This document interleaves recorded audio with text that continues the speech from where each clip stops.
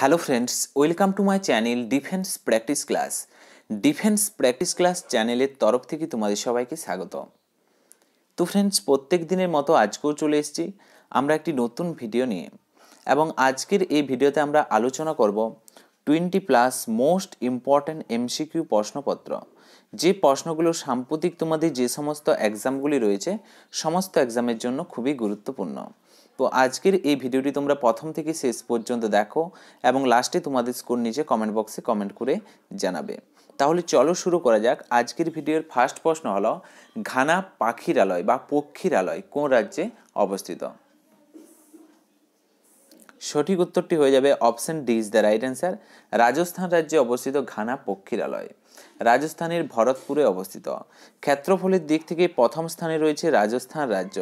রাজস্থান রাজ্যে অবস্থিত আরাবল্লী রেঞ্জের কথা যদি বলা হয়, রাজস্থানে অবস্থিত ভারতের প্রাচীনতম পর্বতমালা হলো আরাবল্লী। মিষ্টি জলের হ্রদের কথা যদি বলা হয়, পুষ্কর হ্রদ, এবং এখানে পুষ্কর মেলা আয়োজন করা হয়। রাজস্থানের জয়পুরকেই বলা হয় পিঙ্ক সিটি, ওকে, বা গোলাপি শহর বলা হয়। পরবর্তী প্রশ্ন দেখো, 2 নম্বর প্রশ্ন, রাজাজি জাতীয় উদ্যান কি জন্য বিখ্যাত? এই প্রশ্নের সঠিক উত্তর হয়ে যাবে এশিয়ান হাতির জন্য ফেমাস হলো রাজাজি জাতীয় উদ্যান। কোথায় অবস্থিত? উত্তরাখণ্ডে অবস্থিত রাজাজি জাতীয় উদ্যান। রাজধানীর কথা যদি বলা হয়, দেরাদুন হলো রাজধানী, এবং এই দেরাদুনে অবস্থিত বন গবেষণাগার কেন্দ্র। বন গবেষণাগার কেন্দ্র দেরাদুনেই অবস্থিত। ওকে, এর পাশাপাশি তোমরা মনে রাখবে, যেমন একশৃঙ্গ গন্ডার কি জন্য ফেমাস? একশৃঙ্গ গন্ডার ফেমাস হচ্ছে কাজিরাঙ্গা ন্যাশনাল পার্কে ফেমাস রয়েছে, এবং অসম রাজ্যে অবস্থিত একশৃঙ্গ গন্ডার। ওকে, এবং এশিয়ান সিংহের কথা যদি বলা হয়, এশিয়ান সিংহ গির জাতীয় উদ্যান, ওকে, গির জাতীয় উদ্যান যা গুজরাট রাজ্যে অবস্থিত। ওকে, এবং এখানে বলা হয়েছে হাতি কেরল স্টেটে, কেরল রাজ্যের কথা যদি বলা হয়, কেরল রাজ্যে হাতি বিখ্যাত। দক্ষিণ ভারতের কেরল রাজ্য রাজধানীর কথা যদি বলা হয় ত্রিবান্দম বা তিরুবনন্তপুরম। ওকে, তো তার সাথে সাথে এক্সট্রা ফ্যাক্টগুলো মনে রাখবে। 3 নম্বর প্রশ্ন হলো, সবচেয়ে বড় তৈল শোধনাগার কোথায় অবস্থিত? 4টি অপশনের মধ্যে সঠিক উত্তর হয়ে যাবে option C is the right answer, Jamnagar. ভারতের সবচেয়ে বড় তৈল শোধনাগার গুজরাটের জামনগরে অবস্থিত। নেক্সট প্রশ্ন হলো 4 নম্বর প্রশ্ন, ভারতের প্রথম তৈলকূপ কোথায় অবস্থিত? ভারতের প্রথম তৈলকূপের কথা যদি বলা হয়, অসমের ডিগবয়তে অবস্থিত। Option A is the right answer, অসমের ডিগবয়, যা 1990 খ্রিস্টাব্দে প্রতিষ্ঠা হয় বা স্থাপিত হয়।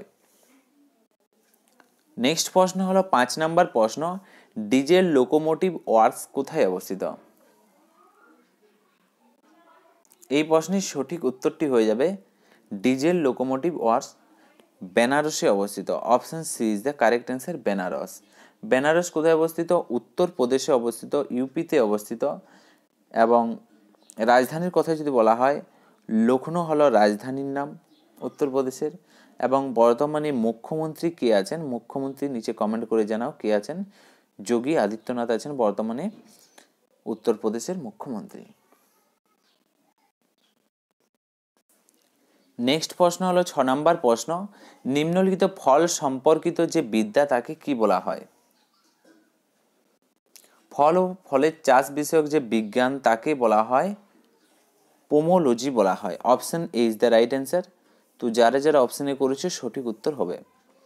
এর পাশাপাশি তোমরা মনে রাখবে এন্টোমোলজি। তো এন্টোমোলজি কাকে বলা হয়? পতঙ্গ সম্বন্ধিত যে বিদ্যা, ওকে, পতঙ্গ সম্বন্ধিত যে বিদ্যা তাকে বলা হয় এন্টোমোলজি। ওকে, ডেন্ড্রোলজি কাকে বলা হয়? ডেন্ড্রোলজি বলা হয় উদ্ভিদ সম্বন্ধিত যে বিদ্যা। ওকে, উদ্ভিদ সম্বন্ধিত যে বিদ্যা তাকে বলা হয় ডেন্ড্রোলজি। নেক্সট প্রশ্ন হলো 7 নম্বর প্রশ্ন, তামাক পাতায় কি উপকার পাওয়া যায়? সঠিক উত্তরটি হয়ে যাবে option A is the right answer. তামাক পাতাতে নিকোটিন নামক একটি উপকার পাওয়া যায়, যা মাদক দ্রব্য হিসাবে প্রস্তুত করা হয়, ব্যবহার করা হয় মাদক দ্রব্য হিসাবে। ওকে, এর পাশাপাশি তোমরা মনে রাখবে তামাক গবেষণাগার কেন্দ্র কোথায় অবস্থিত? অন্ধ্রপ্রদেশে অবস্থিত তামাক গবেষণাগার কেন্দ্র, অন্ধ্রপ্রদেশের রাজমুন্দ্রিতে। ওকে, অন্ধ্রপ্রদেশে রাজমন্দিতে। এবং তামাক সবচেয়ে বেশি পাওয়া যায় অন্ধ্রপ্রদেশ। নেক্সট প্রশ্ন হলো 8 নাম্বার প্রশ্ন, মানব শরীরে শতকরা অক্সিজেনের পরিমাণ কত? মানব শরীরে শতকরা অক্সিজেনের পরিমাণ হলো 50%। Okay, 50%। Option B is the correct answer. এর পাশাপাশি তোমাদের পরীক্ষাতে প্রশ্ন আসতে পারে বায়ুমণ্ডলে অক্সিজেনের পরিমাণ কত? বায়ুমণ্ডলে অক্সিজেনের পরিমাণের কথা যদি বলা হয় 20.9% হলো অক্সিজেনের পরিমাণ বায়ুমণ্ডলে। নেক্সট প্রশ্ন হলো 9 নাম্বার প্রশ্ন, পৃথিবীর সবচেয়ে বেশি কোন ধাতু পাওয়া যায়? পৃথিবীতে সবচেয়ে বেশি কোন ধাতু পাওয়া যায়? এখানে 4টি অপশন দেওয়া আছে, তার মধ্যে রাইট অ্যান্সার হয়ে যাবে অপশন এ, অ্যালুমিনিয়াম সবচেয়ে বেশি পাওয়া যায়। এবং দ্বিতীয় স্থানে রয়েছে যেটি, সেটি হচ্ছে লোহা। দ্বিতীয় সবচেয়ে বেশি পাওয়া যায় লোহা এবং প্রথম স্থানে অ্যালুমিনিয়াম। নেক্সট হলো 10 নাম্বার প্রশ্ন, বন্য প্রাণী সংরক্ষণ আইন কবে চালু হয়? সঠিক উত্তরটি হয়ে যাবে option B is the right answer. 1972 খ্রিস্টাব্দে বন্য প্রাণী সংরক্ষণ আইন চালু হয়। নাম্বার প্রশ্ন, ভারতের প্রাচীনতম আধা সামরিক বাহিনী কোনটি? ভারতের প্রাচীনতম আধা সামরিক বাহিনী, সঠিক উত্তর হয়ে যাবে প্রশ্নের Assam rifle. Option D is the right answer. Assam rifle প্রতিষ্ঠা হয় 1835 খ্রিস্টাব্দে এবং এটি হলো ভারতের প্রাচীন আধা সামরিক বাহিনী। নেক্সট হলো 12 নম্বর প্রশ্ন, দক্ষিণ মেরুতে পদার্পণকারী প্রথম মানুষ কে? সঠিক উত্তর হয়ে যাবে option A is the right answer. Amundsen হলেন দক্ষিণ মেরুতে পদার্পণকারী প্রথম মানুষ। Option A is the correct answer. এর পাশাপাশি যদি বলা হয় উত্তর মেরুতে পদার্পণকারী প্রথম মানুষ কে ছিলেন উত্তর মেরুতে, সেখানে সঠিক অ্যান্সার হয়ে যাবে রবার্ট পিয়েরি হলেন উত্তর মেরুতে পদার্পণকারী প্রথম মানুষ। তার পাশাপাশি তোমাদের পরীক্ষাতে যদি প্রশ্ন আসে চাঁদের মাটিতে প্রথম কে পা দেন, চাঁদে পদার্পণকারী প্রথম মানুষ, সেখানে সঠিক অ্যান্সার হয়ে যাবে নীল আর্মস্ট্রং। ওকে, নেক্সট হলো 13 নম্বর প্রশ্ন, পৃথিবীর প্রথম মহিলা প্রধানমন্ত্রী কে ছিলেন? 4টি অপশনের মধ্যে সঠিক অ্যান্সার হয়ে যাবে option A is the right answer. Shri বন্দর নায়ক হলেন পৃথিবীর প্রথম মহিলা প্রধানমন্ত্রী, যিনি শ্রীলঙ্কার প্রথম মহিলা প্রধানমন্ত্রী হয়েছিলেন। কোথায় হয়েছিলেন? শ্রীলঙ্কা। ওকে, এর পাশাপাশি অপশনগুলো দেখে নাও। বেনজির ভুট্টো, বেনজির ভুট্টো ছিলেন প্রথম মহিলা মুসলিম প্রধানমন্ত্রী। প্রথম মহিলা মুসলিম প্রধানমন্ত্রীর কথা যদি বলা হয় Benazir Bhutto is the right answer. Okay, এবং শিরিন এবাদির কথা যদি বলা হয় তিনি কে ছিলেন? তিনি ছিলেন নোবেল পুরস্কার প্রাপক প্রথম মহিলা। নোবেল পুরস্কার প্রাপক প্রথম মহিলা পৃথিবীর শিরিন এবাদি। ওকে, এর পাশাপাশি যদি বলা হয় লাকপা শেরপা, ওকে তিনি কে ছিলেন? লাকপা শেরপা ছিলেন 4 বার মাউন্ট এভারেস্ট জয়ী মহিলার কথা যদি বলা হয় সেখানে নাম উঠে আসবে লাকপা শেরপার। ওকে, তো তার সাথে সাথে এক্সট্রা ফ্যাক্টগুলো মনে রাখবে। আমি তোমাদের কাছে প্রতিদিন 20টি প্রশ্ন নিয়ে আসি, কিন্তু তার পাশাপাশি আমরা যে এক্সট্রা ফ্যাক্টগুলো আলোচনা করি সেগুলি 100টি প্রশ্নের সমান। ওকে, 20টি প্রশ্ন আমাদের একটি ভিডিওতে 100টি প্রশ্নের সমান। নেক্সট প্রশ্ন দেখো 14 নম্বর প্রশ্ন, যাত্রা লক্ষ্মী কাকে আখ্যা দেওয়া হয়? 4টি অপশনের মধ্যে সঠিক উত্তর হয়ে যাবে বীণা দাশগুপ্তকে যাত্রা লক্ষ্মী আখ্যা দেওয়া হয়। Option D is the right answer. Okay, Bina Dasgupta. এর পাশাপাশি তোমরা দেখে নাও অপশনগুলো, যেমন CF অ্যান্ড্রুজ, তিনি কি নামে পরিচিত? দীনবন্ধু নামে পরিচিত। দীনবন্ধু নামে পরিচিত। দীনবন্ধু নামে পরিচিত। ওকে, এবং বীরেন্দ্রনাথ শাসমল তিনি কি নামে পরিচিত? দেশ প্রাণ নামে পরিচিত। ওকে, দেশ প্রাণ নামে পরিচিত। চিত্তরঞ্জন দাসের কথা যদি বলা হয় দেশ বন্ধু নামে পরিচিত।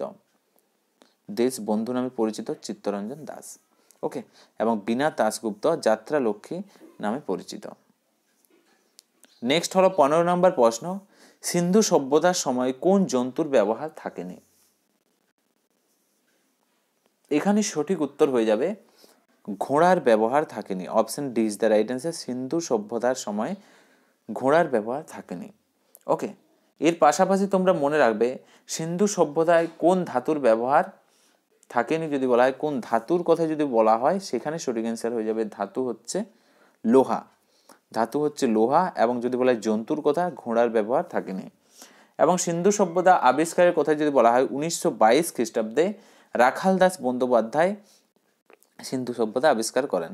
ওকে, রাখাল দাস বন্দ্যোপাধ্যায়। নেক্সট প্রশ্ন দেখো, 16 নম্বর প্রশ্ন, কোন শহরকে দক্ষিণাত্যের কাশী বলা হয়? সঠিক অ্যান্সার হয়ে যাবে option B is the right answer. মাদুরাইকে বলা হয় দক্ষিণাত্যের Kashi. Option B is the right answer. দক্ষিণ ভারতের শ্রেষ্ঠ মন্দির মীনাক্ষী মন্দির তামিলনাড়ুর এই মাদুরাইতেই অবস্থিত। ওকে, মীনাক্ষী মন্দিরের কথা যদি বলা হয়, মীনাক্ষী মন্দির তোমাদের পরীক্ষাতে আসে, ইম্পর্ট্যান্ট প্রশ্ন, সেখানে সঠিক অ্যান্সার হয়ে যাবে তামিলনাড়ুর মাদুরাইতেই অবস্থিত।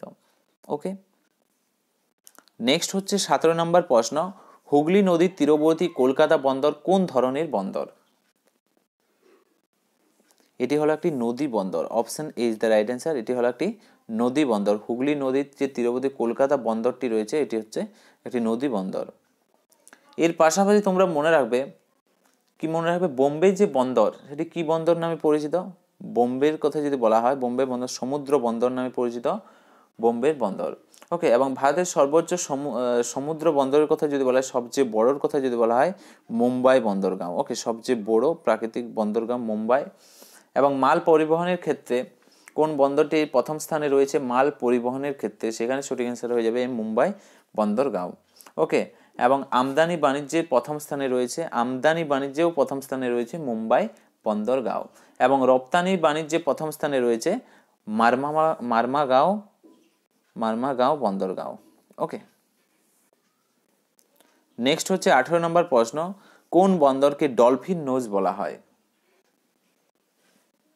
ডলফিন নোজের কথা যদি বলা হয়, বিশাখাপত্তনম যে বন্দরগাঁও, তাকে বলা হয় ডলফিন নোজ বন্দরগাঁও।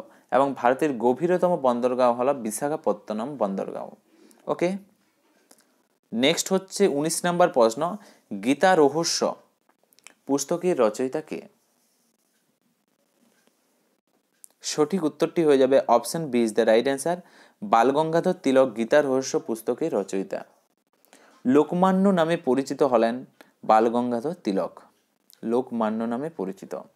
ওকে, এবং স্বরাজ আমার জন্মগত অধিকার বালগঙ্গাধর তিলকেরই উক্তি।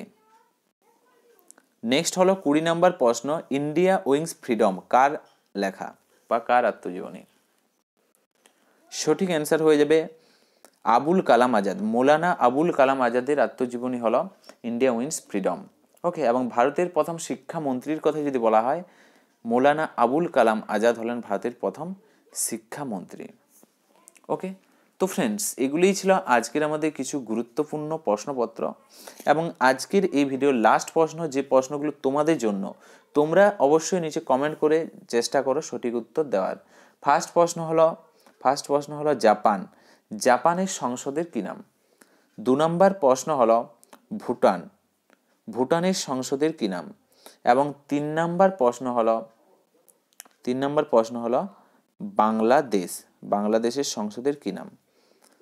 জাপান, ভুটান, বাংলাদেশ, এই 3টি দেশের সংসদের কি নাম? অবশ্যই নিচে কমেন্ট বক্সে কমেন্ট করে জানাও। তোমাদের স্কোরটাও অবশ্যই নিচে কমেন্ট করে জানাবে। তোমরা তোমাদের স্কোর নিচে কমেন্ট করে জানাচ্ছ না, আমি বলবো সবাই তোমাদের স্কোর নিচে কমেন্ট করে জানাও, তাহলে আমার দেখতে সুবিধা হবে কি কেমন স্কোর করছো। এবং ভিডিওটি যদি ভালো লেগে থাকে অবশ্যই তোমরা একটি লাইক করো এবং তোমাদের বন্ধুদের সাথে ভিডিওটি শেয়ার করো। ওকে, তো আজকের ভিডিওটি আমরা এখানেই শেষ করছি। Thank you for watching.